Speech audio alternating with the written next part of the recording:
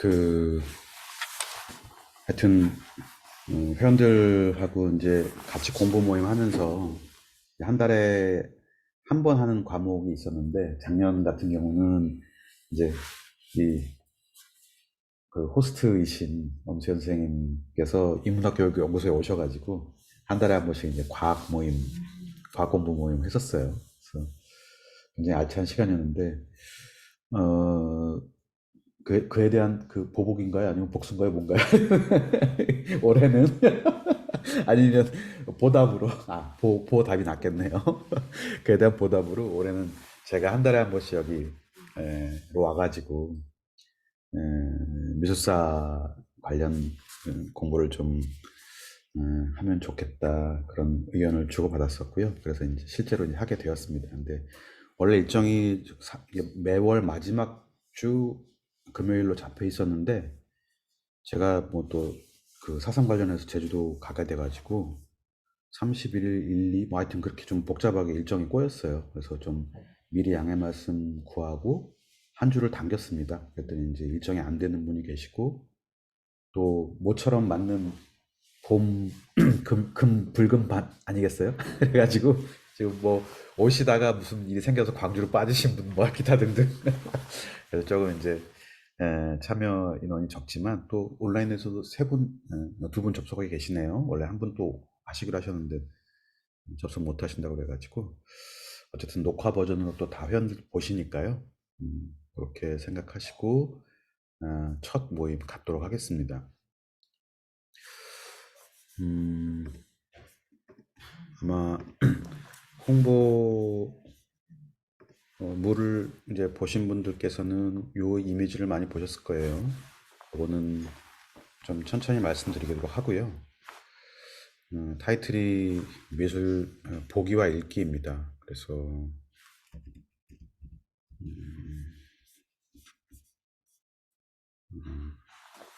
보통 미술사 공부를 하면 그 멀리 가봐야 이제 동굴벽화에서 이제 시작하고, 그것도 잘 안 다루죠 사실은. 그러든지 아니면 특히 서양 미술사 하면 그냥 고대 그리스 좀 전에 시작해가지고 이제 그리스 이야기로 넘어가는 방식이 태반이라고 보는데요. 우리는 스타트를 좀 멀리, 좀 활을 멀리 쏴가지고 선사시대, 그러니까 뭐 지금 15,000년 이전으로 가는 겁니다. 기원전 15,000년 전.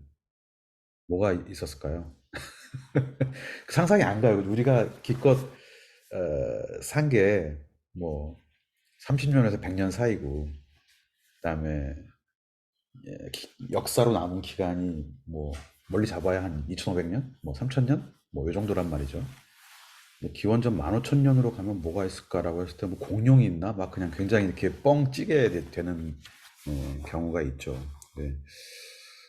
그 시절에도 당연히 그 현생 인류라고 해야 되나요? 있었고, 또 이제 작년에 우리가 공부한 바에 따르면 구석기인들과 우리는 DNA가 거의 차이가 없다라고 했기 때문에, 그러면 우리가 일단 이제 선사시대에 대한 규정도 다루겠습니다만, 글은 없지만 우리를 잘 생각하고 우리를 잘 들여다보고, 그러면 그 시절 사람들의 살던 이야기, 혹은 어떤 유품들, 유물들, 나아가 작품들을 읽어낼 수 있지 않을까? 이제 그런 상상을 이제 하게 되면서 선사시대부터 이제 시작을 하게 된 것 같아요. 그래서 이번 미술사 모임의 특징은 한 달에 한 번이라는 게 좀 눈에 띄지만, 사실은 그렇게 한 데는 그 사이에 각자 개인 독서를 좀 하셨으면, 그리고 또 필요하다면 전시회가 있으면 또 공유해가지고 그 사이에 전시회도 같이 가고, 뭐 박물관을 간다든지 뭐 그런 좀 텀을 갖고 천천히 좀 곱씹어 나가는 과정이면 좋겠다 라는 생각을 했고, 그래서 어, 보통 미술사 하면은 뭐 한 뭐 15번, 12번 사이에 그냥 그 고대 그리스부터 현대 미술까지 샥 훑고 가는데, 저희는 긴 호흡으로 좀 천천히 가기로 했고요. 그래서 이번 올해 모임에서는 르네상스까지 살펴보기로 이제 일단 했습니다. 그래서 한 번 강의가 있으면 요 이달의 책, 또 한 번 강의가 있으면 이달의 책, 이런 식으로 이제 어, 배열이 되어 있고요. 어떤 한 번은 두껍고 한 번은 얇고 어떨 땐 두 권이고 이렇게 약간 들쭉날쭉하게 배열을 했어요. 그리고 한 달이기 때문에 속도가 빠르신 분은 책을 한 권 다 읽으실 수도 있고, 또 읽다 보시면 당연히 거기에 나오는 책들로 이렇게 꼬리에 꼬리를 물게 되기 때문에 또 책을 각별히 열심히 좀 읽고 좋아하시는 분들은 또 얼마든지 가지치기를 할 수 있을 것 같고요. 그래서 미리 읽으셔도 좋고 끝나고 읽으셔도 좋습니다. 그건 상관없어요. 네. 일단 그거는 자유롭게 선택하시면 될 것 같고요. 그리고 꼭 안 읽으셔도 됩니다. 이제 선생님들께서 안 읽으시면 안 읽을수록 저는 강의가 편해지고요. 읽으시면 읽을수록 저는 점점 더 이제 머리가 아픈데, 아무튼 우리가 어느 방향으로 가게 될지는 예, 운명에 맡기기로 하고 오늘은 그 첫 시간을 이제 진행해야 될 것 같습니다. 네. 음, 오늘의 키워드는 선사하고 모계, 혹은 목권, 이 두 가지라고 볼 수 있을 것 같습니다. 제 미술사의 특징은 그림보다 글을 많이 본다는데 각별한 특징이 있고요. 그냥 지루할 수 있습니다. 각오하시고요. 네. 자, 프리스토리, 선사시대라고 하면 이제 역사 이전이란 뜻이잖아요. 그래서 아주 일반적인 의미로는 문헌 사료가 전혀 존재하지 않는 시대다라는 것이 이제 아주 일반적인 정의인데, 조금 더 구체적으로 가면 이거 문자 같은 게 있는데 우리가 지금 못 읽어. 그런 시대도 선사시대까지 다 포함이 이제 된다고 합니다. 저희 이제 우리 미술사 모임이 묻는 거는 오히려 이제 세 번째인데요. 문자는 없어 그래 알겠는데, 문자도 없어 그래 알겠는데, 근데 이 사람들 읽히는데 우리가 읽을 수 있겠는데? 네. 그러면 공식 용어로는 프리히스토리지만 우리한테는 이제 히스토리의 영역 안에 들어올 수 있다는 거죠. 과연 그게 가능할지. 또 가능해지려면 5만 가지 자료를 다 동원해야 되는 상황이기 때문에 저도 이제 준비하기가 막 그냥 버겁고, 또 제 강의의 특징은 공부가 끝난 걸 하는 게 아니라 하고 있는 걸 합니다. 공부가 끝난 걸 저도 재미가 없어서 안 해요, 제 강의를. 근데 하고 있는 걸 하기 때문에 언제나 문제적이고, 그래서 같이 묻고 계속 이렇게 만들어가는 과정이기 때문에 완성되어 있지 않아서 좀 들쭉날쭉하고 어수선할 수는 있겠지만, 같이 이렇게 생각해나고 따라가신다고 생각하면 제법 이제 재미가 이제 있을 수도 있겠다라고 미리 말씀을 좀 드릴 것 같습니다. 자, 그래서 이제 선사시대가 아니라면 역사가 있는 시대, 혹은 우리가 문자가 남아있어서, 그러니까 정확히 말하면 우리가 해독할 수 있는 문자가 남아있어서 그거를 뜻을 알 수 있는 시대, 역사 이후의 이제 시대를 먼저 좀 살펴보면서 보아야 될 것 같습니다. 오늘 이제 키워드가 두 개라고 그랬죠. 하나는 선사, 하나는 목의 여성이기 때문에 서양이 아니라 지구 역사에 남아있는 최초의 여자 논쟁에 좀 같이 좀 들어가셔야 될 것 같습니다. 요거는 제가 요 부분만 따로 어디서 강의를 한 적이 있는데, 그거 갖고 와서 이제 이야기를 이제 시작을 해야 될 것 같아요. 자, 이제 유대인들의 신화 혹은 기독교 경전으로 이제 이야기를 시작하면요. 당연히 최초의 인간들은 이제 그 전통 아래에서는 최초의 인간들은 이제 창세기에 나오겠죠. 요새 제일 잘 팔리는 자 제네시스, 그죠? 창세기가 제네시스입니다. 네. 쓸데없는 소리네. 자, 2장 27절에 보면은요. 참고로 저는 기독교인 아닙니다. 강의하실 때 보면 꼭 이렇게 신앙으로 접근하셔서 저를 시험에 빠지게 하시는 분들이 계신데, 저는 신앙인이 아닙니다. 네, 책을 보는 사람이고요. 읽어보겠습니다. 당신의 모습대로 사람을 지어내셨다. 하느님의 모습대로 사람을 지어내시되 남자와 여자를 지어내시고, 그 다음에요. 지어내고 나서 이제 자식을 낳고 번성하여 온 땅의 땅을 정복하러 왔죠. 기타 등 우리가 이제 아는 내용이잖아요. 요게 이제 한 덩어리가 있습니다. 그러니까 신의 모습대로, 그러니까 내 임하고, image of God, 혹은 form, 어떤 식으로 그 형태로 남자와 여자를 지어내셨다라는 말이 먼저 나오고요. 근데 2장으로 넘어가면 딴소리를 해요. 이렇게 아담은 집짐승과 공중의 새들의 이름을 다 붙여주었고, 그랬는데 그래서 야훼 하나님께서 아담을 깊이 잠들게 하신 다음 아담의 갈빗대를 뽑고 그 자리를 살로 채우시고 인간 뭐 이제 다 아시는 내용이죠. 그래서 뭐 갈비뼈가 남자 하나 없네, 뭐 그래서 속이 없네, 뭐 별의별 다 있지만, 네, 이리하여 남자는 어버이를 떠나 아내와 원래 한 몸이 되겠다, 이렇게 이제 2장 10절은 마무리됩니다. 근데 충돌이 생기죠. 앞에서는 신이 동시에 남녀를 만들었다고 말해놓고 두 번째 장에서는 남자를 먼저 만들고 한참 부려먹다가 아유 힘들고 그냥 인생이 적적하고 그냥 외로워 죽겠으니까 깊이 잠들게 한 다음에 이제 그걸로 만드셨다. 이게 이제 어, 문헌상 문제가 생깁니다. 여자를 두 번 창조한 게 되거든요. 예, 최초의 남녀를 만들고 그 첫 번째 The First Woman은 어디 갔는지 모르겠는데 어쨌든 아담의 갈빗대로 두 번째 여자를 만들었던 Second Woman이죠. 그래서 혹시 이거 두 번의 여자를 창조한 것이냐라는 의문이 이제 제기가 됩니다. 네. 그러면 처음에 만들었던 아담으로부터 만들어진 우리가 알고 있는 익히 알고 있는 이브 혹은 하와 에바는 말고 원래 처음에 만들어진 여성은 여자는 누구고 어디로 사라졌는가? 왜 성서에 더 이상 나오지 않는가? 이제 이런 의문이 듭니다. 여기 좀 가려졌죠? 우리에서는 여기가 이제 유대교 경전에 등장하는 건데요. 그걸 영역한 것을 제가 이제 번역을 해왔습니다. 아담과 릴리트는 결코 평화로운 적이 없었다고 아담과 릴리트라고 하는 여성이 등장을 하네요.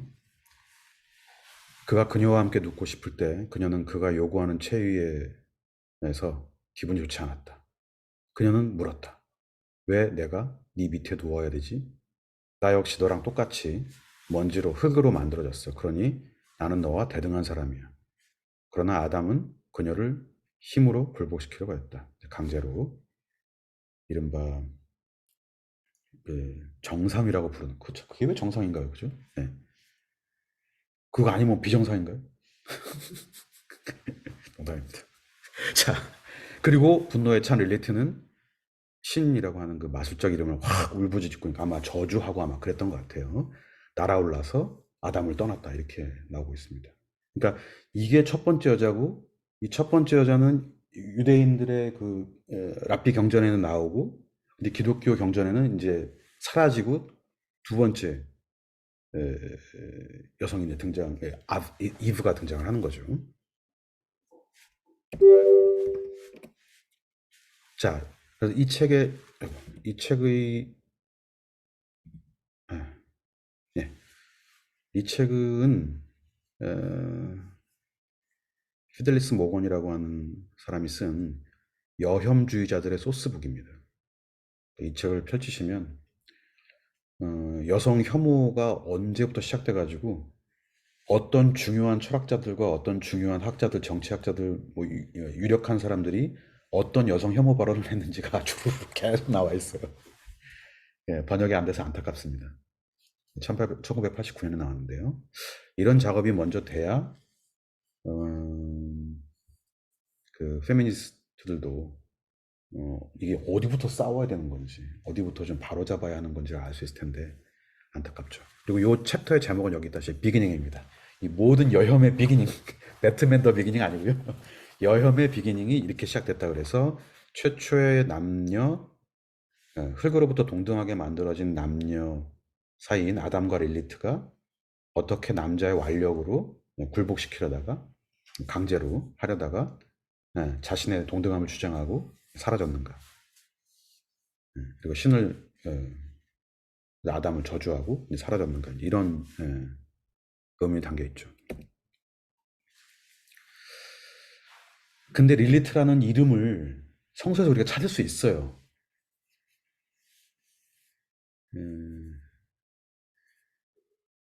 근데 다른 식으로 다 이름이 바뀌어 있습니다. 이사야서 34장 14절에 보면은요. 이제 제가 네 가지 판 번역을 비교해 왔거든요. 공동 번역에는 릴리트를 도깨비라고 해놨고요. 개정개혁판에는 올빼미라고 번역을 해놨고요. 새 번역판에는 밤짐승이라고 해놨고요. 현대인 성경에는 밤의 괴물이라고 되어 있습니다. 영어로 그대로 찾아왔어요. Night Creatures, 그죠? 그다음에 Screech Owl, 그죠? 이건 뭐 일본은 모르겠으면 밤의 마녀, 그죠? 야노 마녀네요, 그죠? 너만 읽을 줄 알아요. 그 다음에 요 버전, NI 버전, 뉴 하여튼 뭐 이 새 버전이에요, 그죠? 예. 여기는 릴리트라는 이름이 등장을 합니다. 그러니까 원래 릴리트라는 이름을 써서 성경을 썼었는데 다른 판들이 다 지네 마음대로 말하자면 혐오 발언을 섞어서 번역을 한 거예요, 현대어들이. 네, 그래서 원래 이사야서가 히브리어로 쓰였고 히브리어 요 부분이 이제 릴리트에 해당하는 부분인데 저 읽을지 모릅니다. 다행히 요새는 인터넷 히브리어 성서에 들어가면 클릭을 하게 돼 있어요. 다 단어마다. 클릭을 하면 뜻이 다 나옵니다. 이렇게. 자, 방금 네가 누른 것이 요거야. 릴리트. 뜻은 아우리야. 여성 명사고, 예, 정의는 여성 밤괴물이래요. 세상에. 그죠? 예, 그리고 주로 어디 다냐면 에돔, 바빌로니아, 아시리아, 시리아 이런 데서 떠돌아다니는 여자 밤의 괴물이라고 이제 정의를 하고 있습니다. 2차 대전 이후에 생존자로 살아남아서 이것이 인간인가를 썼던 프리모 레비라고 하는 작가를 기억하실 겁니다. 그 사람 책 제목이 릴리트가 있어요. 아마 열린 책들에서 나온 것 같은데요. 보시면 그 얘기가 그대로 나옵니다. 프리모 레비는 유대인이었기 때문에 유대인 경전을 일찌감치 접할 수 있었던 거죠. 나옵니다. 아담을 서둘러서 네땅 눕길 바랐어. 그러나 리트는 뭐 했어. 똑같은 존재 아니야? 라고 남녀 평등을, 양성 평등을 주장하고요. 아담은 했지만 성공하지 못했다. 그 신은 편을 들어주려다가 못하고 어쩌고저쩌고 해서 이 뒤도 한번 읽어보시면 아주 흥미로운 이야기가 계속 이어집니다. 그리고 릴리트가 거기 말하자면 에덴 동산을 떠나서 어디로 갔냐?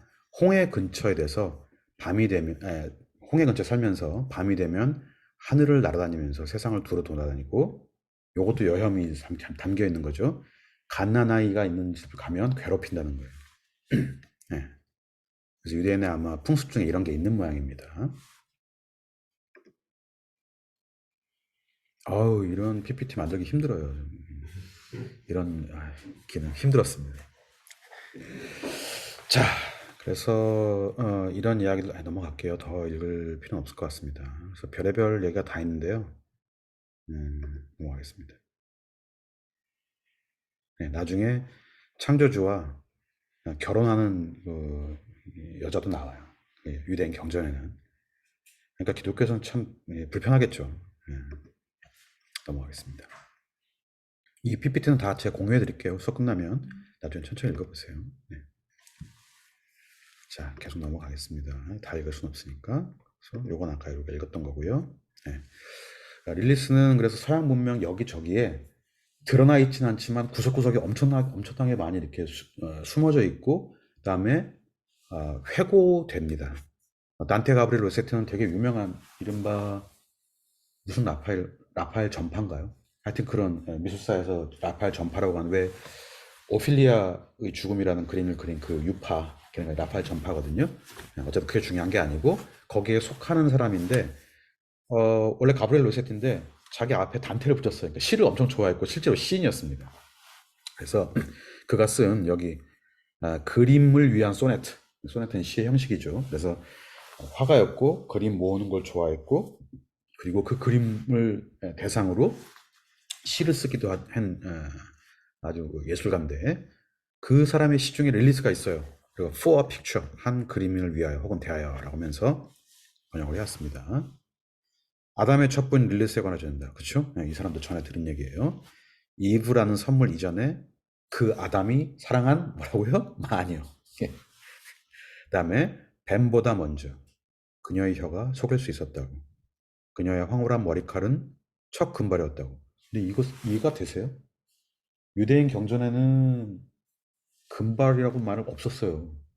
네, 이거는 자기 판타지를 투영해서 릴리스를 또 형상화를 한 겁니다. 그죠? 그래서 대지는 늙어도 그녀는 젊어 여전히 그 홍해 그 근처에 숨어서 있겠다고 교묘히 홀로 상념에 잠겨 있다가 남자들을 꿰요. 그녀가 짜는 눈부신 그물을 보게 하고, 그러니까 머리칼로 이제 그물을 짜가지고, 그죠? 금발에 그물로 가둔 다음에 거기서 그 사람을 사위어 죽게 만든다. 라고 하는 시를 어, 로세티가 이제 지었습니다. 로세티의 레이드 릴리스예요. 네. 전혀 유대인 같이 생기지 않았고, 그죠? 굉장히 강렬한 턱선을 가진 그야말로 백인 금발 여성입니다. 그러니까 자기 판타지인 거예요. 자기 판타지. 네. 이 금발 엄청 집착한 게 보이시죠? 네. 네, 요새 말로 이제 페티시가 있는 금발의 페티시가 있는 뭐 그다음에 좀 주인 같은 여성, 노미나 같은 여성을 선호했던 아마 취향이었던 것 같습니다. 릴리스는요. 엘리자베스 시달이라는 여성이 바로 로세티의 모델이기도, 이건 다른 여성, 다른 화가가 그린 거지만 로세티의 모델이기도 했고요. 네, 역시 금발, 긴 머리. 라파엘 전파가 거의 공통적으로 이런 긴 금발 머리를 좋아했습니다. 자, 엘리자베스 시달이는 아까 그 모델하고 10년간 밀당을 한 다음에 결혼을 했어요. 그래서 마음의 여왕, 내 마음의 심장의 여왕이라는 그림을 그래서 결혼 기념 사진으로 예, 여기 있습니다. 레기나 꼬르디움, 심장의 여왕, 내 마음의 여왕을 해서 결혼 기념, 그때는 사진 없었으니까 그림을 이렇게 그렸는데요. 역시 뭐 얼굴보다는 머리카락이 훨씬 더 많은 집착을 했던 것 같습니다. 네. 그 다음에 이야기가 길어질 것 같은데요. 돌아가면 엘리자베스 시달 사망 후에 그 여성을 이제 애도하고 추모하면서 이제 그린 그림이고요. 그러나 얼마 안 가서 이제 파니콤퍼스라고 새로운 도미나 여주인을 만나가지고 사랑에 빠지고 다시 또 그림을 그리기 시작합니다. 역시 머리카락. 네. 네, 그다음에 우리가 아까 봤던 모델이 알렉사 윌딩이고요. 이 여자 앞에 있던 그 여성하고 또 사랑에 빠졌다가 그 다음 또 이 여성과 사랑에 빠졌다 계속 이렇게 금발머리에 대한 페티시를 가지고 있는. 그래서 파니 콤포스, 알렉산더 윌딩. 취향이 바뀌는 게 조금씩 보이긴 하는데 어쨌든 오늘 이걸 다 뭐 뒤질 일은 아니고요. 알렉사 윌딩의 다른 그림이고요. 역시 금발머리고. 네. 다음에는 제인 모리스라고 하는 여성하고 또 사랑에 빠졌습니다. 계속 이런 식이에요. 네. 머리. 금발은 아닌 것 같고 좀 붉은 머리에 가까운 것 같은데요. 어쨌든. 네. 그래서 그 지터라는 사람이 쓴 논문에 보시면 빅토리아 시대 상상력 속에 여성 머리칼의 마법적인 힘에 관한 논문이 있습니다. 실제로 이 시절에 빅토리아 시대에 살던 남자들이 여성 머리칼에 대한 섹슈얼 판타지와 또 두려움, 거기 이제 릴리트한테 감겨 죽을 것 같은 두려움을 갖고 있었고, 그래서 이게 로세티가 이제 방이거든요. 여기에 걸려 있는 그림들이 다 자기 모델 그린 그림입니다.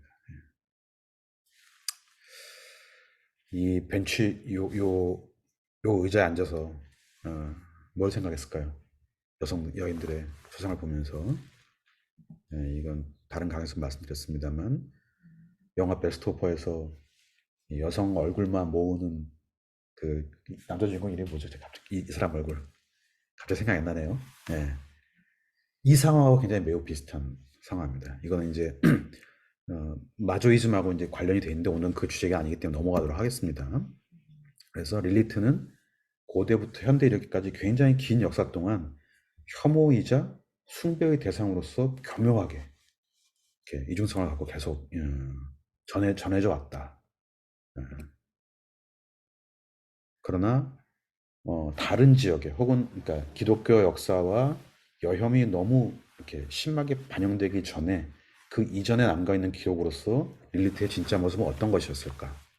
그래서 에돔 사막, 바빌로니아, 아시리아, 시리아 이런 곳에 있는 릴리트의 흔적을 찾아보면 이런 조각상이 하나 등장을 합니다. 부조죠. 화려한 장식을 달고 있고 날개를 달고 있고 또 올빼미라고 할 만큼 그 새의 발을 가지고 있고요. 굉장히 당당한 여성의 모습이죠.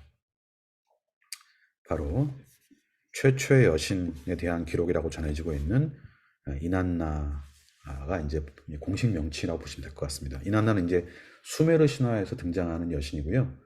수메르 신화는 우리 보통 길가메시 서사시로 많이 알려져 있지만 사실은 그 양 못지않게 이난나의 이야기들이 전해지고 있는데 그것도 잘 전해지지 않고 있어요.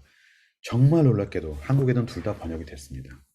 김산해 선생님이라고 아마 영국에서 수메르 이 쐐기 문자 전공해가지고 한국에 들어와서 이제 번역을 하는데 아무도 안 알아주고 그래서 지리산에 혼자 낙상해가지고 평생 이거 번역하시고 책 내신 다음에 되게 일찍 돌아가셨어요. 네. 돌아가셨다고 전해지는데 실제로 돌아가셨는지 안 돌아가시는지 확인한 적이 없습니다. 그래서 이분 이 번역자 선생님마저 전설 같은 상황인데요. 만약에 지리산에서 누가 김산해 같은 선생님 혹시 만나게 되신다면 꼭 연락해 주십시오. 정말 제 만나서 존경을 표하고 싶은 분인데요. 자, 이난나를 다 읽을 수는 없고 김산해 선생님이 이난나에 관해서 쓴 부분을 좀 집중적으로 볼게요. 거룩한 여신이 있었다. 한때 그 여신은 인간의 의식 속 저거 책 저기 지금 서점에 가시면 살 수 있으십니다. 그럼 꼭 보시기 바래요. 이북으로도 나와 있어요. 네. 그 여신은 인간의 의식 속에서 지워져 있었다. 하지만 천만다행으로 인간은 신화의 최상위 단계를 찾았고 신화의 출발점을 발견해냈다. 그리고 그곳에 위대한 여신이 있었다. 예, 인간 신화의 첫 신화라고 하는 수메르 신화의 그 출발점에 위대한 여신 이난나가 있었다. 그녀가 어떤 여신이냐? 하늘과 땅의 여왕, 전쟁, 풍요, 다산, 완전하고 다양한 여성성, 여성적인 삶의 원리, 여성들의 수호천사, 품위 있고 당당한 부인, 수많은 도시들 소원 어쩌고 금성 어쩌고 어쩌고. 예. 그래서 금성은 비너스죠. 예. 그가 바로 이난나였다. 인간은 여신의 세계를 부정해왔고 여신의 존재감을 무시해왔다. 슬픈 일이었다. 더불어 여성은 가혹하게 축당했고 비참하게 천대받았다. 잔인한 세월이었다.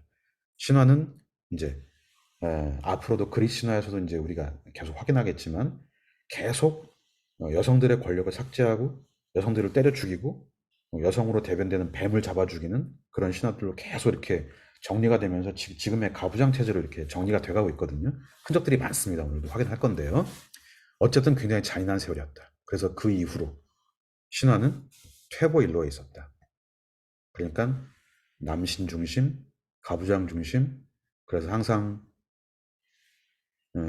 겁탈하고 공격하고 찢어 죽이고 그다음에 인간들을 장기판에 말로 사용해서 트로이 전쟁 같은 전쟁을 대형 전쟁을 일으키는 그런 문명으로 진화했기 때문에 신화는 퇴보일로 있었다 이런 이야기를 하고 있는 거고요. 그렇지만 남신들보다 더 신령스러웠고 남신들보다 더 용감했으며 남신들보다 더 강력했던 이 난나가 완벽하게 복원되었다. 네. 이 번역을 마치면서 김산해 선생님이 아주 감격적으로 쓴 부분인데요. 예. 그녀는 그리스의 아프로디테, 아테나, 헤라 3미 여신이 한 몸에 들어가 있던 겁니다. 그 다음에 로마에 가는 베누스, 미네르바, 유노 마찬가지죠. 그 다음에 우니와 투란, 이시스, 하토로도 볼 건데요.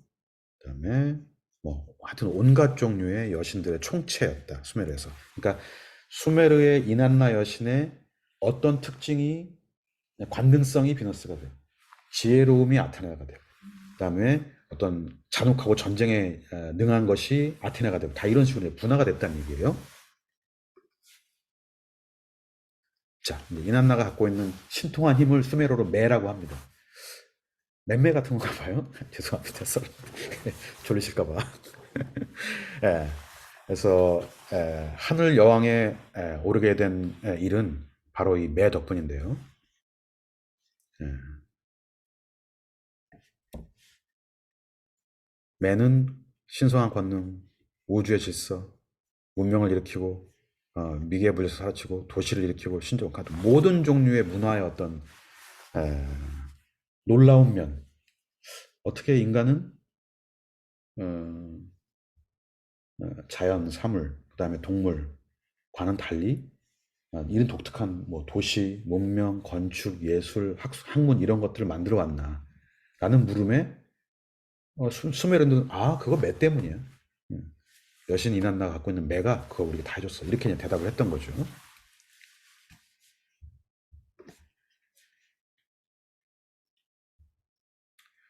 네, 이난나 이야기는 나중에 PPT를 향해서 보시고요. 어, 그 하여튼 굉장히 어쩔 때는 교묘하고 어쩔 때는 막 사악하고 어쩔 때는 너무 당당하고 어쩔 때는 막 관능적이고 그래가지고 남친들도 있었는데 다 정신 못 차리고 자기 원래 갖고 있던 매를 다 이난나한테 뺏깁니다. 예, 뺏겨요. 그래서 이난나가 하나씩 하나씩 다 뺏어요. 그래서 자기가 이제 최고의 왕이 됐는데 예, 나중에 이난나가 생각해 보니까 아, 내가 한 군데도 안 가봤는데 음, 어디냐면 이제 죽음의 세계, 지하 세계. 근데 거기를 자기가 접수하지 못하면 최고의 왕이 안 되겠는데? 최고의 신이 안 되겠는데 하면서 스스로 죽어서 지하로 갑니다. 그리고, 네, 그리고 나서는, 있습니다. 우리가 익숙하게도,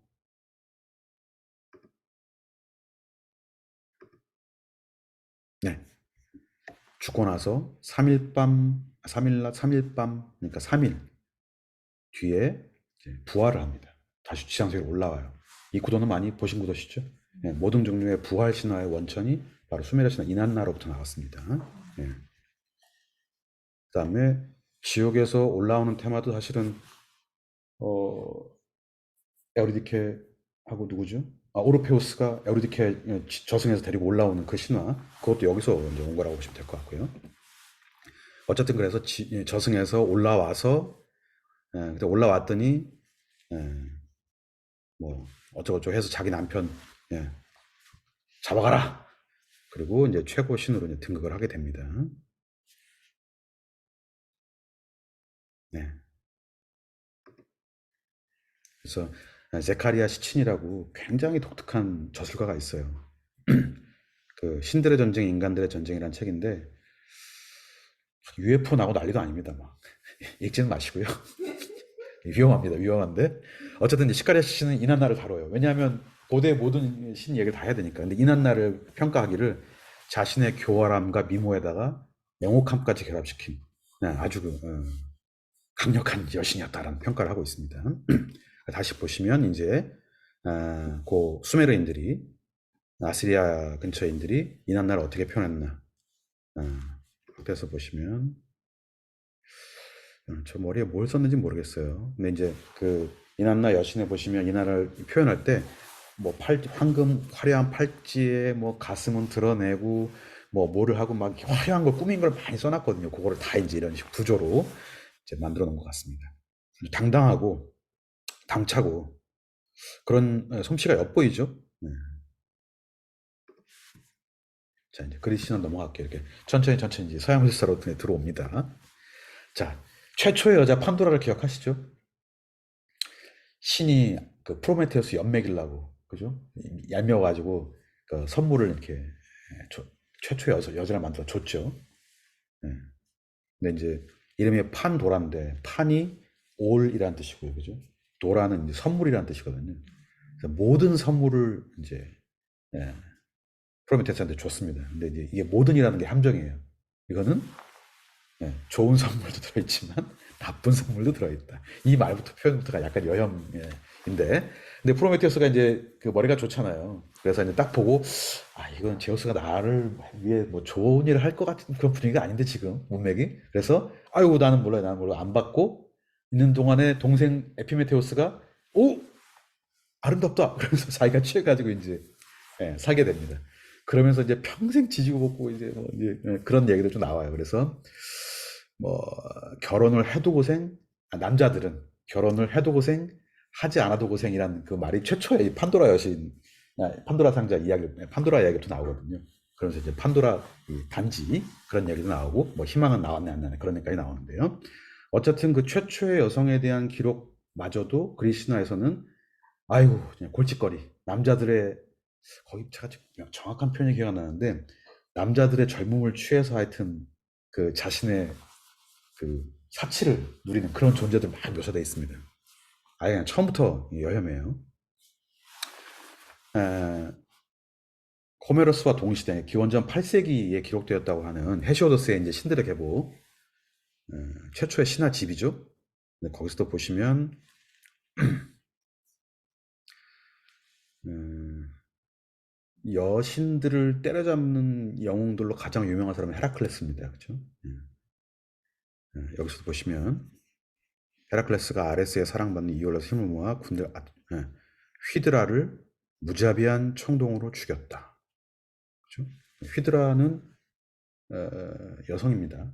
그래서 어느 지역에 가서 휘드라를 죽였다 그런 거는 헤라클레스라는 로 대변되는 어떤 세력이, 그러니까 아마 남성적이고 무기를 갖춘 세력이겠죠. 그 세력이 여성이 지배하는 어떤 지역에 가서 거기를 때려잡고 권력을 탈취하고 자기 세를 확장했다. 이렇게 읽으셔야 되겠죠. 그 다음에 키마이라로 나왔는데요. 키마이라도 여성입니다. 키마이라는 머리가 셋으로, 하나는 사자머리, 하나는 암염소, 하나는 강력한 용머리니까 아마 키마이라라는 그 세력은 당대에 엄청나게 강했던 여성 중심 사회였던 것 같아요. 사자와 염소와 용이 같이 있었으니까, 그죠? 근데 그거 누가 때렸습니까? 페가sus, 날개 달린 말 타고 가는 벨레로폰테스라는 놈이 가서 죽입니다. 요것도 이제 또 여성 모계 중심 사회를 제거했던 흔적 가운데 하나고요.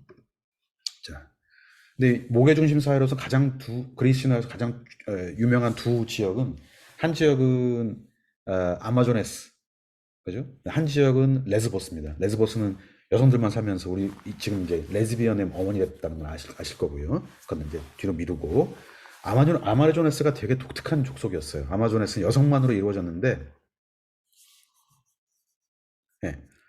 남자들의 도움 없이 스스로 다스렸으며 우두머리는 여왕이었다. 남자들은 어떻게 했다고요? 천한 일을 하는 노예 신분으로만 그녀들 가운데 살 수 있었다. 그녀들은 남자 아이를 낳으면 장님이나 절름발이로 만들었다거나, 일설에 의하면 남자 아이를 죽이고 종족 보존을 하긴 해야 되니까, 그죠? 여성을 계속 낳아야 되니까 이방인 남자를 데려와서 잠깐 결합하고 돌려보냈든지 죽였든지 아마 그랬겠죠. 근데 이런 참 끔찍한데요. 이건 이제 남혐이에요, 그죠? 이건 양성평등이 아닙니다. 그래서 우리가 이제 보는 키워드는 가부장제, 그다음에 그러니까 북의 사회, 모계 사회 이렇게 있다면, 모계 사회의 특징이 이렇게 남자를 노예로 놓고 처단하고 업신여기고 남자 자체를 없애려고 하는 이런 사회가 아니고, 그러니까 북의 사회는 약간 다르죠. 여성을 이렇게 생산의 도구로만 보고 골칫거리고 해서 적당한 선에서만 활동하게 하고 제거하고 이런 식이고, 근데 모계 사회의 특징은 이렇게 남자를 없애는 게 아니고요. 남녀가 같이 평화롭게 사는 게 모계 사회의 특징입니다. 뒤에 나오겠지만. 그래서 이거는 모계 사회가 아니에요. 모계 사회 아닙니다. 그래서 어, 어, 여성 지배 사회의 가장 안 좋은 형태가 아마 이제 아마조네스라고 이제 기록이 되고 있습니다. 다른 곳에 보시면요, 요거 이제 신화 사전인데요. 아마조네스 검색하시면 여자 무사들로 이런 종족으로 단순 아마존이다. 우리가 지금 그 라틴 아메리카에 있는 아마존을 여기서 따와서 이제 불렀던 거겠죠. 스키타인들은 싸움을 무지하게 잘하는 유목민들입니다. 이 사람들이 활을 쏘고 창 던지고 사냥을 하고 여자들의 일을 중요시 여기지 않는 그들을 남자들을 죽이는 여자들이라고 불렀는데, 이 스키타이인들과 스키타이로 후퇴했고 결합해가지고 세를 넓혔다 이런 얘기인데, 요 아마조네스 여전사들은 일리아스에도 등장을 합니다. 어떻게 등장하냐면 아킬레우스가 기억하시죠? 펜테실라이아를 죽인 아킬레우스, 뭐 그림이 또 많잖아요. 그래서 죽였는데 전리품을 위해서 군장을 벗겨봤더니 너무 아름다웠다. 그래서 그 죽은 시신을 겁탈했다 라는 얘기가 전해지고 있고요. 역시 또 헤라클레스가 히폴리테스라고 하는 이제 이후 전 시대겠죠. 전 시대에 허리띠를 빼앗기 위해서 원정 갔다. 허리띠라는 건 뭐 권력의 상징이었겠죠. 그래서 히폴리테스라고 하는 또 아마조네스 여왕을 또 치기 위해서 갔었고, 테시우스는 또 뭐 아마존 여전사들 뭐 또 괴롭혔고, 여기가 중요합니다. 아마조네스에 관한 갖가지 이야기들은 분명 모계 사회 형태에 대한 기억을 간직하고 있다. 동시에 무기를 사용할 줄 아는 여인들에 대한 남자들의 두려움, 아까 릴리트에 대한 그 동경과 두려움, 그죠? 여성에 대한 동경과 두려움이 다 같이 있는 두려움을 반영하는 것이기도 하다. 아마존 여인들이 화를 속에 편하게도 이거 뭐 이제 어원학인데 이건 다른 얘기입니다. 자, 그래서 모권 혹은 모계사회라는 말은 마트리아키라고 하고요. 마트리는 마테르, 엄마, 라틴어 마테르에서 왔고, 그다음에 아르케는 뭐 그 히라보에서 온 이게 라틴어로 정착한 거니까 지배고요. 그래서 엄마, 여성이 지배하는 사회가 이제 모권 사회 혹은 모계 사회라고 이제 이야기하고 있습니다. 그래서 모권 사회는 이름 성도 엄마로부터 물려왔고요. 그다음에 재산도 여성에게 계속 상속됩니다. 제가 듣기만 하고 확인을 못했는데 신라 시대 있잖아요. 신라의 그 골품제, 그래서 뭐 진골, 성골 뭐 그런 게 있잖아요. 그 혈통도 목의 혈통이었다네요. 그래서 예, 그 진골 여성과 결혼한 남자는 진골이 되고, 근데 진골이 아닌 남자와 결혼을 하면은 그 강등되고 뭐 이런 식으로. 그래서 신라도 상당히 목의 혈통이 남아 있었다는 이제. 그래서 우리가 뭐 미실, 그죠? 그다음에 뭐 성덕자 진덕 이런 이야기들도 아마 굉장히 흐릿하게 남아 있는 우리 고대사의 그 여성 목의 중심 사회 이야기가 아니었을까 이제 그 추측을 하는데요. 자, 이거는 남성 가부장제가 완전히 이제 완성된 고대 그리스 기원전 5세기에 쓰인 헤로도토스의 역사라는 책인데, 거기에도 옛날에 무슨 일이 있었다라고 전해지는 일 가운데 목에 대한 흔적들을 많이 찾을 수 있습니다. 그러니까 니키에 여기 니키에 혹은 니키아인들이라고 그러는데요. 이제 우리 이야기의 중심은 이제 점점 그리스로 가기 전까지 크레타로 이제 모여지고 있거든요. 이번에 우리 그리스 갔다 왔을 때 다녀온 곳. 예. 니케아인들의 관습의 일부는 크레타에서 온 거고, 일부는 카리에에서 왔는데, 이 사람들은 다른 어떤 사람도 다른 어떤 지역에서도 갖고 있지 않은 독특한 관습을 갖고 있다고 합니다. 자신의 이름들을 아버지가 아니라 모계 쪽을 따라 부르는 관습이 있었고, 그래서 너 네 집 자식이냐 물어보면 아빠 이름 안 되고 엄마 이름 됐다는 거예요. 예. 그리고 여기도 아까 말씀드린 것처럼 여자 시민이 놓아야 혼이 나면 그 자식들은 고귀한 혈통으로 되는데, 남자 시민이 이렇게 되면 자식들은 불명예스러운 존재가 되고, 이런 목의 전통이 남아있다고 합니다. 서양에서 이제 목권 관련해서 연구가 본격적으로 시작된 것은 시간이 어떻게 됐죠? 30분 정도 더 해야 될 것 같습니다. 본격적으로 시작된 것은 요 책입니다. 요한 야콥 바우오펜이라는 책인데 2권짜리예요. 제목이 목권 해놓고 무터레시트 독일어 거든요. 엄마의 권리. 그다음에 고대 여성 지배의 종교적 및 법적 성격 연구라는 책입니다. 이 책의 2장에 보시면 방금 헤로도토스가 언급했던 니키아 사람들이 일화가 남아 있어요. 플루타르코스라는 사람이 우리한테 영웅전 쓴 걸로 유명하지만 참 답답한 게 그 위대한 남자들의 이야기라는 책만한 분량은 안 되죠. 그게 이제 우리가 아는 영웅전인데요. 분량은 좀 적지만 위대한 여성들의 이야기를 따로 편집한 게 있습니다. 플루타르코스가 전혀 번역도 안 돼 있어요. 한국에는. 그 중에 스파르타 여인들의 어록, 그렇게 해서 아주 짧게 어디에 이렇게 번역된 거 있는 것 같은데 전체는 되어 있지 않습니다. 그 이제 플루타르코스가 쓴 탁월한 여성들의 전기에 보시면 거기도 2번째 챕터에 니키아 여성들의 이야기가 남아 있는데요. 히마르 호스라고 하는 못된 남자, 호스니까 남자죠, 있었는데, 사자 앞에는 사자, 뒤에는 뱀 모양의 표지가 달린 배를 타고 다니며 니키아인들에게 막대한 피해를 입혔다. 니키아인들은 배를 타고 바다로 나갈 수도 없고 해안가의 도시에 살 수도 없었다. 이게 굉장히 중요한 생산수단인데요. 어업과 그런 것들이. 그러자 벨레로폰이 페가수스를 타고 와서 히마르 호스를 죽였다. 아유 고마워. 아까 아마존에서 죽였던 벨레로폰이, 그죠? 벨레로폰은 아마존에서 여인적도 물리쳤지만 보수는커녕 이오바테스에게 매우 부당한 대우를 받았다. 이오바테스는 아마 리키아에 있는 여성 지도자 같습니다. 그러자 이제 여기서부터 문제인데요. 그는 바다로 들어가 포세이돈 남신이죠. 에게 뭐라고 기도를 했냐면 땅이 황폐해져서 아무것도 생산하지 못하게 해달라 이 땅에. 그러니까 포세이돈은 바다신이잖아요. 바다 그러니까 염분이 있는 물을 가진 사람이 땅에다가 땅을 황폐해진 게 소금물을 다 이제 뒤집어 쓰라는 얘기죠. 아무것도 못 자라잖아요, 그죠? 예. 그러자 벨로폰이 기도를 마치고 떠나자 파도가 이제 쓰나미가 역시 이제 또 삼지창을 땅에 꽂아가지고 쓰나미가 이제 온 나라를 덮쳤어요. 그리고 집채와 같은 파도가 그의 뒤를 따라 들판을 뒤덮었다. 어쩌고저쩌고. 예. 근데 남자들이 벨로폰에게 파도를 멈춰달라고 부탁했지만 벨로폰은 듣지 않았어요. 여기가 문제입니다. 그런데 여성들이 옷을 걷어올리고 이게 무슨 뜻인지 아직 모르겠어요. 아직 제가 원문을 못 봤는데 아마 팔을 걷어붙이기 이 정도 수준은 아닌 것 같고 다 이제 옷을 벗어 제끼고 예컨대 여성으로서의 어떤 권능을 보일 수 있는 신체 부위를 다 보이면서 걸어가자 벨로폰이 어떻게 했다고요? 부끄러워서 물러갔어요. 보통 이제 벨로로 본테스라고 부르죠. 벨로폰이 물러갔고 그러자 바닷물 포세이돈도 따라서 뒤로 물러갔다. 이거 예사롭지 않습니다. 그러니까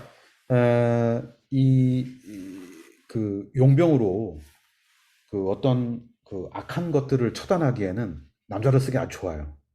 근데 얘네들한테 권력을 주면 이상한 짓을 해. 예, 그때 여성들이 여성의 권능을 보일 수 있는 방식으로 시위를 데몬스트레이션을 하면 남자들이 이때만 해도 때려 죽이지 않았습니다. 물러났어요. 무서워가지고. 그러면서 바닷물도 같이 남자 권력들도 빠져나갔고 그러면서 계속 다시 평화가 유지되고 이런 식의 남녀 관계가 이제 같이 있었습니다. 그러니까 남자는 남자의 역할에 충실하고 하지만 그걸 이루었다고 해서 계속 권력을 유지하는 게 아니라 다시 여성에게 목의 권력을 다시 물려주고 이런 식의 평화로운 권력 관계가 목의 중심 사회에 있었다는 겁니다. 그래서 이제 요 책을 쓰는 오펜바라는 사람이 이렇게 했어요.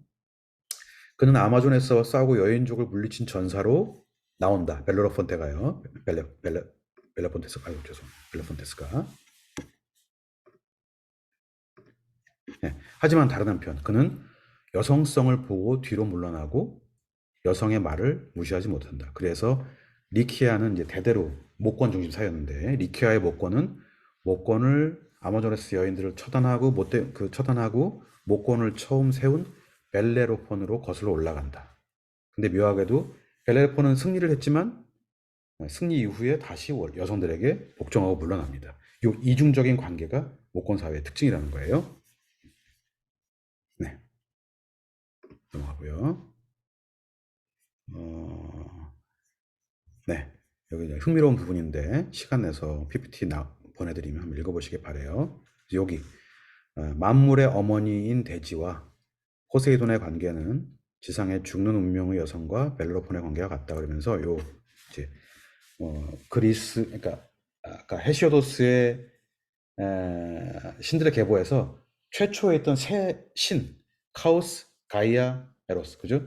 혼돈, 공간, 그다음에 대지의 여신, 그다음에 사랑의 힘. 예. 요 세 중에 가이아가 있잖아요. 그 가이아의 다른 이름이 게아 혹은 게거든요. 그래서 그리스 말로 게, 대지, 땅, 흙 하고 여성을 가르치는 기네, 예. 지나라는 말이 여기서 왔죠. 여성 이름 지나, 기네.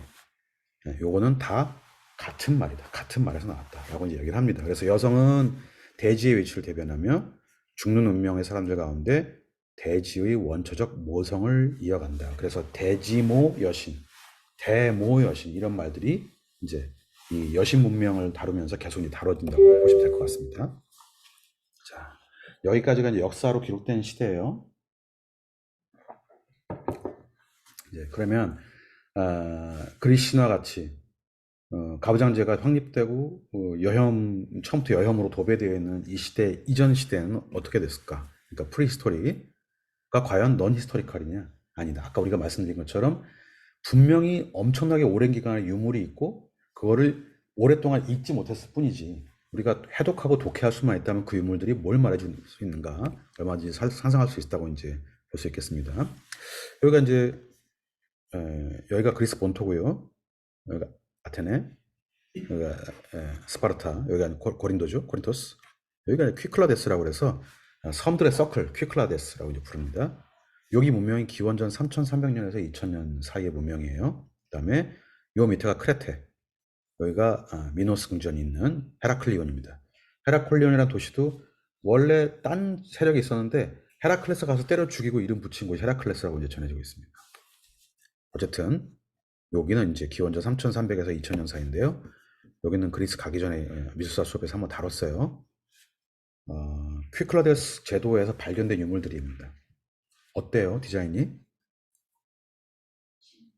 네, 매우 미니멀하고 현대 미술로 가져다 놔도 전혀 손색이 없죠. 근데 기원전 3000년쯤의 작품인데 성별이 구분되세요? 네, 다 여성입니다. 네, 가슴과 음문, 음부 보이시죠? 네, 음부도 아주 추상적이고 심플한 방식으로 표시를 했어요. 전부 여신 문명과 관련된 유물들입니다. 네, 보이시죠? 네, 다 여신이에요. 네, 오른쪽 보니까 옛날에 밀렌도르프에서 봤을 법한 풍요를 상징하는 생산을 상징하는 그런 건데요. 네, 이것들은 다 이제 봉헌물이죠. 혹은 그 신을 믿기 위해 앞에 세워놓은 것들이겠죠. 그래서 그냥 전부 여신 문명입니다. 기원전 3000년대 여신 문명이고요. 넘어갈게요. 자, 이번에 갑사 갔다 왔던 곳이 여기 이제 크노소스인데요. 여기는 그 퀴클라데스 제도 문명 이후에 3500년에서 1100년 사이의 문명입니다. 네, 크노소스 궁전 미노아 문명 하면은 대개 이 도끼로 이제 상징을 많이 합니다. 가면은 수도 없이 많은 도끼가 나와요. 그래서 굉장히 힘이 센 남자 왕이 철권 정치를 했고 이걸 드높이기 위해서 이렇게 수많은 도끼를 만들었나 보다 했는데요. 가기 전에는 약간 제가 긴가민가 했는데 이번에 가서 본 결론은 확실히 섰습니다. 이거는 도끼가 아니에요. 아니 이게 무슨 르네 마그리트요? 이것은 도끼가 아니다고 그렇게 도끼 보고 엄청 많아요 도끼가 많은데 이건 도끼가 아닙니다. 다 보셨을 거예요. 같이 가신 분들은 여기 지금 인터넷에서도 누구 계실까요? 신민선 선생님, 김종 선생님 같이 그리스 갔다 오신 분들 두 분이나 계시네요. 예. 저 혼자 사진 찍으러 이제 따로 돌아왔거든요. 다 본 다음에 시간 좀만 달라고 그래가지고 어쨌든 네, 그러면서 이제 거기에 있는 도끼와 나란히 성물로 등장하는 게 이 뿔이라고 이제 전해지고 있습니다. 이 뿔은 또 뭘까? 왜 뿔을 성스러운 봉헌물로 생각을 했을까? 얘네들이 황소로 섬겼기 때문에. 근데 왜 황소로 섬기지? 계속 이제 꼬리에 꼬리를 물고 들어가거든요. 위에도 보시면 밑에 보시면 황소가 많고요. 위에 보시면 여기도 이제 이 성스러운 뿔이 있죠. 황소가 있고 왜 소고 왜 뿔일까? 여기도 있습니다. 그래서 요거를 좀 간단하게 발번역을 해봤어요. 구르니아 궁궐터에 있던 건데요. 여기에 작은 방 안에 여신과 여기 보이시죠? 어디 갔습니까? 가데스 그죠? 여신과 그릇들이 모여 있는 그릇들의 작은 조각상들이 들어 있었다. 그 방 안에 팔을 들러 올린 신들의 팔을 어떻게 들어 올리죠? 이렇게 그죠? 이렇게 들어 올린 신들의 온전한 조각상이 다른 조각들과 함께 그다음에 봉헌을 위한 뿔 방금 보신 뿔 그죠? 황소뿔 그다음에 뭔지 모르겠는데 하나의 디스크 판 동그란 접시 같은 판 그다음에 꿈틀거리는 뱀 한 마리 상징과 함께 발견되었다. 이거 제가 딥 L에 돌린 거거든요. 그랬더니 갑자기 존댓말을 쓰네요. 여기 되었습니다 이렇게. 디프리 요새 이 정도입니다. 강의하기 너무 편해졌어요. 약간 손을 봤어요 디프리 한 거를. 자, 또한 봉헌의 뿔로 장식된 투각 냄비 받침대와 어쩌고 뭐 발견되었다. 중요한 거는 이 뿔과 함께 여신들과 디스크판과 꿈틀거리는 뱀상이 같이 발견됐다는 거예요. 요게 한 세트입니다. 그리고 중요한 건 요게 1300년에서 1200년 기원전에 발견된 거라는 거죠. 자, 그 옆에 보시면 그릇들이 있는데 다 뱀 문양이 되어 있죠. 그죠? 뱀 문양이 되어 있습니다. 이게 근데 뱀 문양이라고 알기 전까지는 뱀 문양으로 안 보여요. 그냥 이렇게 손잡이를 좀 복잡하게 했구나 하는데 뱀 문양입니다, 정확히. 자, 손 들어 올리는 여신 보이시죠? 요 자세, 요 기억해 두세요. 자, 그러고 나서 이제 헤라클리온 박물관을 고각부을 가보시면 온통 이게 다 이러고 서 있어요. 예. 이게 다 여신들에게 바친 봉헌물 혹은 여신을 표현한 이제 상징물인데, 예. 팔을 들어 올렸고 여기 보이시죠? 팔에 뱀 감겨 있는 걸. 예. 요거 뱀인지 모르고 보면 그냥 모릅니다. 뱀이에요. 뱀이에요. 근데 항상 투 스네이크스, 두 뱀입니다. 두 뱀. 거의 두 뱀이에요. 또 다른 장소에 가시면 엄청나게 많은 여신상들이 이렇게 두 손을 들어 올리고 있고 생각보다 커요, 사이즈가. 네.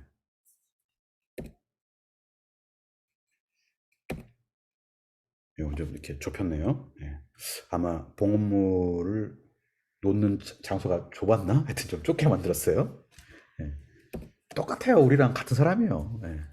머리에 새가 문양되어 있는 이 왕관을 썼고요. 표정 너무 귀엽지 않아요? 네. 현대미술이라 해도 믿겠어요, 진짜. 네. 아유, 귀여워. 제가 제일 귀여워하는. 표정 좀 보세요. 완전 평화롭잖아요. 전혀 남친들의 위험이라든가 공격성 이런 게 없어요. 네. 그리고 여성의 힘을 표시하기 위해서 가슴을 항상 이렇게 넣고. 네, 그래서 요 밑에 이제 팔이 짧은 여신상도 있어요. 요건 잘 못 만들었나 봐. 근데 엄청 귀여워요. 그죠? 볼수록 귀엽습니다. 요것도 기억해 두시고요. 위에는 머리에 아디다스 양쪽에 되어 있는 아디다스 터번을 쓴 여신이 넓은 치마를 입고 이제 있습니다. 요 문양도 되게 중요합니다, 사실은요. 아이고. 네.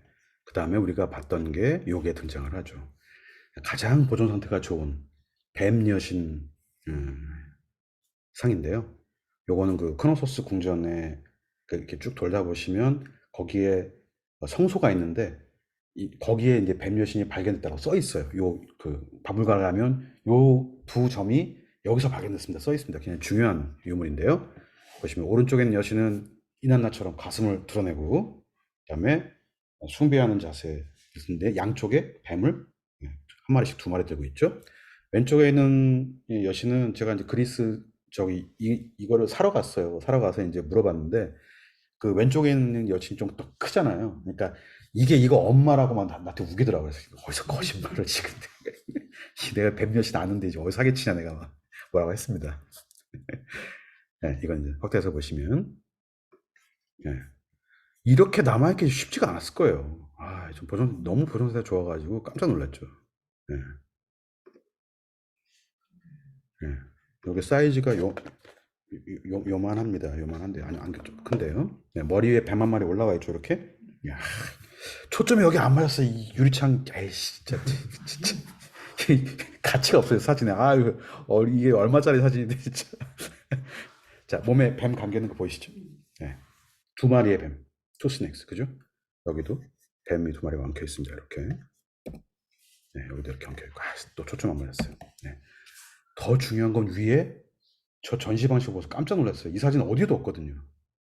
위에 태양이 네, 뱀 여신 뒤에 아마 그렇게 성소를 만들어 놨겠죠. 그러니까 이거는 태양 숭배예요. 그리고 우리는 태양을 늘 남자신이라고 생각해 왔는데 태양은 옛날에 여기 여신이었습니다. 태양 여신이었어요. 현대 미술의 한 파트 중에 태양 여신, 하늘 여신을 계속 재현하고 추종하는 현대 미술이 있거든요. 정확히 고대의 전통, 모계사의 전통을 따르고 있는 거 나중에 다 보여드릴게요. 그러면서 거기 있는 그릇 중에 도끼도 아니고 못도 아닌 나비 모양도 아닌 이런 게 있더라고요. 근데 뭐처럼 보이시나요? 도끼다기보다는 요 모양을 아주 추상화해서 반복적으로 그려놓은 거죠. 지금 숭배 스타일을. 그죠? 여기도 있습니다. 도끼 같지만, 그죠? 이거 완전 이거잖아요. 그죠? 그죠? 네, 이거예요. 여기 오른쪽 여기도. 그죠? 여기도. 아, 이거 보면 제가 얼마나 전율을 느꼈던지. 자, 이것도 모양이 달라 보이시죠? 이제 요거예요. 네, 요겁니다. 네, 근데 네, 소뿔하고 모양이 같기 때문에 소로 볼 수도 있습니다. 중요한 건 네, 요 신이 바로 고대 이집트의 하토르 여신이에요. 보세요. 여기 솥불이 있죠? 뱀이 있습니다. 여기 원판 디스크, 아까 디스크 발견됐다고 그랬잖아요. 요 디스크가 여기 있는 거예요. 그리고 요 디스크는 전형적으로 태양을 상징합니다. 태양 여신이고 모든 파라오들에게 젖을 먹이는 그 양육의 여신입니다.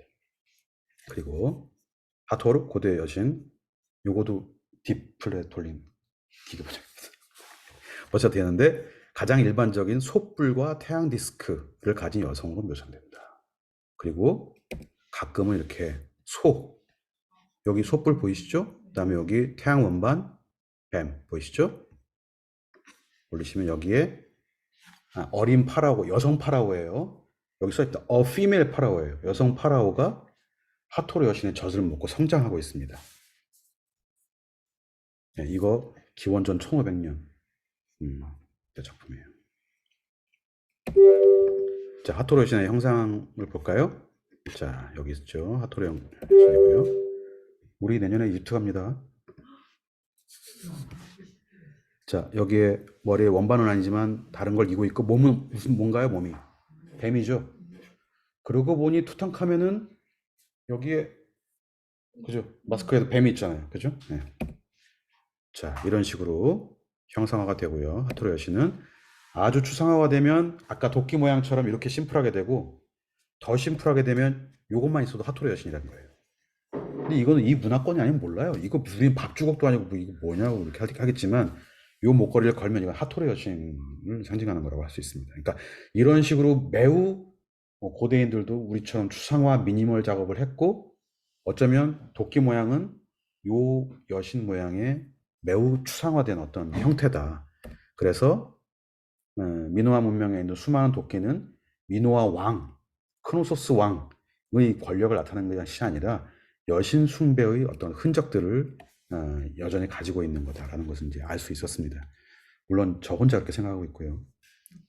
네. 그래서 이제 파편적으로 이런 것도 굉장히 많이 남아 있습니다. 근데 몸을 보시면 남자 몸이 아니에요. 전부 여자 몸입니다. 하나같이. 그다음에 여기 가운데 번개 모양 하나 있잖아요. 상징에서 번개, 뱀, 구불구불 흐르는 강, 그다음에 용, 이거 다 이 여신 관련된 것들입니다. 고대 이제 선사시대 유물 보시면 이런 문양들 아주 수두빽빽하게 나와요. 다 여신 관계된 겁니다. 우리는 번개는 다 제우스라고 생각하잖아요. 제우스가 뺏은 거예요. 서양 애들이 제우스가 준 거예요. 이게 이제 그 박물관 안에 있는 여신 상 중에 가장 오래된 거라고 저는 알고 있는데 여기 기원전 6,500년에서 5,900년이에요. 야, 이거 요가 이 자세 저도 잘 안 되는데 이거 어쨌든 굉장히 풍요롭고 여신을 상징하는 크레타에 있는 가장 오래된 유물이라고 보시면 될 것 같습니다. 자, 이제 거의 마지막 단계인데요. 요 지도를 보시면 요 오른쪽에 이제 터키 지역 기원전 9,000년에 농업 이제 발견돼서 서쪽으로 7,000년쯤에 확산되면서 여기가 아까 퀴클라데스 제도네요. 요 밑에 이제 크레타가 있습니다. 요 에게해를 거쳐서 그리스 본토로 올라가 가지고 6,200년쯤 여기 지금 여기가 이제 센트럴 유럽 혹은 알프스 이북의 유럽이라고 한다면 지금 여기 몰도바, 루마니아, 세르비아, 불가리아 요 지역 요 지역에서 이제 굉장히 많은 선사시대 유적들이 막 발굴되고 있고 그게 하나같이 여신 문명의 것들이 발견되고 있거든요. 그래서 잘 안 밝히려고 그래요. 그거를 마리아 김부타스라고 하는 이 세르비아의 고고학자가 올드 유럽이라는 이름을 붙이고 거기서 발견되는 것이 일관되게 여신 문명에 관련된 것이다라는 책을 냈습니다. 기적적으로 한국에 번역이 됐어요. 근데 절판돼 가지고 20만 원인가 30만 원인가 그래요. 이거 저 빌려온 거예요. 못 사고 보여드리고 싶어가지고 끝나시면 꼭 한번 보시길 바라고요. 이건 편집 비밀인데 저한테 이제 PDF 파일 다 있습니다. 원하시는 분 제가 20만 원어치 제가 꼭 한번 보시기 바라고요. 그래서 이 새로운 작업들이 계속 발굴되고 있고요. 그래서 우리가 이제 제가 소개해드렸던 책은 요 책은 여기는 안 보여드렸군요. 이따 보여드릴 건데요. 요 책이에요. 네, 요 추천해드린 책은 제가 하도 페미니즘 책 많고 그래서 이제 그냥 다 그런가 보다 하고 이제 도서관에서 우연히 빌렸다가 응? 너무 재밌어가지고 네, 젠더 고고학이라는 주제를 단 책들이 많아요. 꽤 있습니다. 근데 정말 지루해요. 읽기가 어려워요. 이거는 막 술술 읽히더라고요. 그래서 이제 저도 보여드리려고 가져오려고 아직 이거 연체돼가지고 지금 계속 경고장 날라고 있는데 빨리 이제 반납을 해야 됩니다. 그래서 요 책 읽으실 때 요 이제 근데 이 책의 단점은 문고판이다 보니까 도판이 많이 없어요. 요 책을 같이 보시면 좋은데 하여튼 보시면 좋고 다 읽기 어려우시면 여기 서문하고 예, 1장 정도는 꼭 읽으시고요. 그 다음에 3장 선사시대 여성의 재발견 아마 거기에서 그 보시면 남자는 사냥 여자는 채집 이런 선입견이 선사시대 유물에서 다 깨진다는 거예요. 네, 같이 했다는 거예요.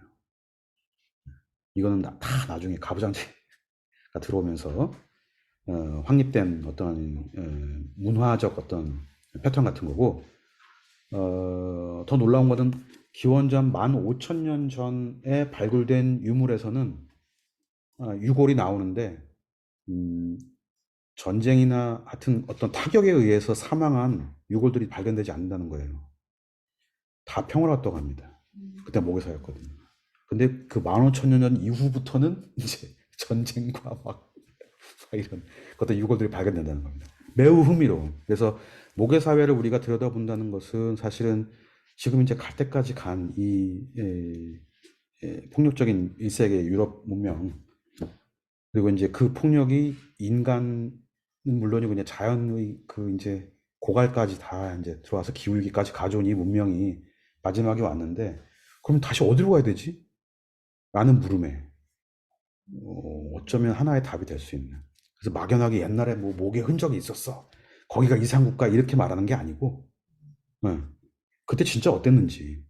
그래서 지금 어떤 가치들이 전면에 부각되어야 되고, 어떤 가치들이 지금 뒤로 물러나야 되는지. 그래야 우리가 입에 발린 대로 계속 말하는 지속 가능한 미래라는 게 어떻게 올 수 있는지 이런 물음에 대한 답을 위해서 수많은 사람들 그냥 뭐 페미니즘 남녀평등 그런 것 때문에도 있지만 지금 문명의 전환기를 맞이하고 있기 때문에 그 무릎에 대한 답을 찾기 위해서 엄청나게 많은 학자들이 지금 노력을 하고 있습니다. 그냥 막연하게 이상국가처럼 얘기했던 것을 다 물증으로 밝혀주고 있는 게 젠더 고고학이고요. 그러나 우리가 실증사학처럼 물질에만 얽매일 필요가 없어요. 이 물질을 기반으로 우리는 훨씬 더 많은 걸 상상해야 되고 많은 이야기를 꾸며내야 되죠. 그래야만 우리 시대의 신화가 만들어질 것이고 지금의 가부장적인 남성 중심적인 폭력적인 신화로부터 조금이라도 혐오가 덜한 전쟁을 좀 누그러뜨릴 수 있는 그런 어떤 시대의 새로운 신화가 쓰일 수 있을 것이다. 그리고 그 이야기가 우리의 그 움직임이 100년 지나면 전설이 되고 신화가 되거든요. 왜냐면 미국 신화가 뭐예요? 저 카우보이잖아요. 이거 그죠? 걔네한테 신화잖아요. 또 얼마 안 된 얘기입니다. 근데 걔네한테 신화예요. 미국에서 만들어진 초기의 모든 영화는 다 서부 개척과 카우보이 1대1 결투를 다루고 있잖아요. 걔네한테 신화잖아요. 우리는 우리 시대에 신화를 써야 된다. 지금 쓰는 건 이야기고 우리의 활동이겠지만 이게 기록되면 100년 뒤에는 신화가 된다. 후대들한테 우리는 어떤 신화를 물려줄 것인가? 어떤 기록을 남길 것인가? 고민을 같이 하셔야 되겠죠. 그 마리아 김부타스의 이야기 중에 요 가운데 보이시죠? 이렇게 숭배를 했고 오른쪽에 이러한 유물들은 전부 여신 숭배의 흔적들이다라는 걸 또 이야기해주고 있고요. 그래서 이 책의 내용을 보시면 스킵만 할게요. 이미지 이런 것들 이른바 아까 보여드린 올드 유럽에서 발견되는 수없이 많은 여신 혹은 여신 숭배의 문화들입니다. 이런 문양들도 아까 제가 중요하다고 말씀드렸잖아요. 하나하나 다 정리를 했어요. 김부타스가. 그리고 이렇게 그림까지 다 그려서 명확하게 보여주고 있고요. 네, 그래서 이런 문양들 다 여신을 표방하는 것들에 있는 반복되는 문양이다. 우리는 그냥 빗살문이라고 해서 다 똑같은 그냥 기하학적 문이라고 생각했잖아요. 그게 의미가 있다는 거예요. 그리고 그러면 우리 빗살무늬도 다시 읽어야 된다는 얘기입니다. 다시 읽어야 돼요. 우리의 청동검, 그다음에 단유세문경 있잖아요. 엄청나게 복잡한 문양이 있는 다 다시 읽어야 된다는 얘기예요. 이런 디자인들. 아우 골반이가 그냥 그죠? 이런 것들. 우리 아까 이제 뱀 여신 뒷모습입니다. 뱀이 어떻게 틀어서 올라가 있는지. 요것도 크레타 이거 나오죠, 그죠? 크레타가 그래서 이 여신 문명, 선사시대 모계사회를 연관된 매우 중요한 중심에 있기도 합니다. 자, 제가 이제 처음에 설명드린 동굴벽화. 네, 요게 이제 어떻게 그랬을까요? 손을 대고 뭔가를 뿌렸겠죠. 뭘로 뿌렸을까요? 그래서 이게 제 기억으로 그 라틴 아메리카에서 가장 오래된 동굴벽화 중에 하나거든요. 그러니까 한 2만 년, 3만 년 될 거예요. 2만 년, 3만 년 전쯤일 건데 뭘로 뿌렸을까요? 이렇게 했나? 알료를 입에 머물고 이런 빨간색 알료는 어디서 구했을까요? 그리고 이건 누가 했을까요? 더 중요한 건 누가 했을까요? 이건 이제 스텐실 기법이라고 그러는데 실제로 무슨 뭐 대나무통 같은 걸 이렇게 뭐 뿌렸다 뭐 여러 가지 설이 있습니다. 그건 전 모르겠고. 그래서 하여튼 손을 대고 뭔가 뿌려서 흔적을 남긴 건데 왜 했으며 누가 했을까요? 우리가 보통 이제 뭐 알탐이라니 뭐 그런 동굴벽화 생각하면 남자 원신이 이렇게 횃불을 들고 막 이렇게 이런 그림을 생각하잖아요. 근데 이 손들의 상당 부분 여성일 거라고 저는 생각하고 있고 어떤 사람도 그렇게 말을 합니다. 물론 남자도 있지만 제가 어디 책에서 봤을 때는 임신한 여성의 손이 있다고 그러는데 그게 차이가 있나요? 저는 그것까지 모르겠습니다. 그건 너무 좀 과장된 것 같은데 어쨌든 우리가 늘 이제 뭐 예술가, 동굴벽화, 그다음에 조각가 뭐 생각하는 거의 모든 예술가들은 다 남자라고 생각하지만 최초의 예술 작품들에서도 남녀가 항상 같이 했고 뭔가 그들이 모르겠어요. 추파를 던지고 메시지를 남기기 위해서 우리가 옛날에 무슨 다방에 가가지고 메모 붙여놓듯이 하기 위한 뭘 남겨놓은 건지 아니면 정말 그냥 이뻐서 이렇게 해놓은 건지 알 수가 없습니다. 저도 이제 더 연구를 해야 되기 때문에 연구 과제의 동굴벽화들이 알 수 없지만 중요한 건 여기에 여성의 손도 있다는 것. 그렇다면 동굴벽화도 다 남자가 그렸다는 상상으로부터 벗어나서 여자 예술가도 있었다는 것. 그리고 그거는 우리가 아는 한에서는 확실히 모계 사회였다는 걸. 이런 것들이 이번 시간에 가장 중요한 특징들이고요. 이후로는 그러면 야 이거 올드 유럽에만 이런 게 있냐? 당연히 동아시아도 있을 거 있습니다. 다음 시간에는 초반에 이 비슷한 시기에 동아시아에서는 어떤 모계 사회들이 있었는가, 혹은 남자들이 남겨낸 흔적에서 어떤 모계 사회를 꿈꿨는가. 당연히 뭐 노자니 뭐 주영이 다 꺼내 들 건데요.